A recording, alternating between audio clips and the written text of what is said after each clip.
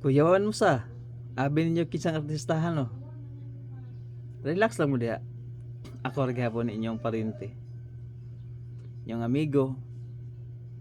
Inyong kaila. Gusto lang ko mo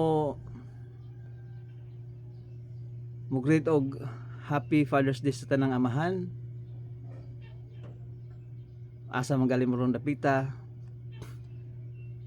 Unta malipayon mo ning adlaw. Good morning day ninyong tanan diha. Kumusta man mo? And happy ta sa ang klase. Pag-practice mo matag sayo.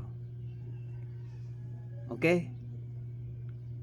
Naali karon sa balay ra ako mula karon na ako sa balay nag ako mo lakaw gani ng alaunas kadlaon kay labad ka kong ulo. So I decided not to work today and take a rest na lang. Okay, mas importante ang pahuway kontra sa pagpangitag kwarta. Hindi po sa tanang adlaw ha. Kinahanglan pahuway, pahuway gud. Pahuway ang lawas kay aron dili ta magsakit. Ano sa Amerikang pahuway ka na masakit na ka? Ba? So pahuway gud kung kapoy na.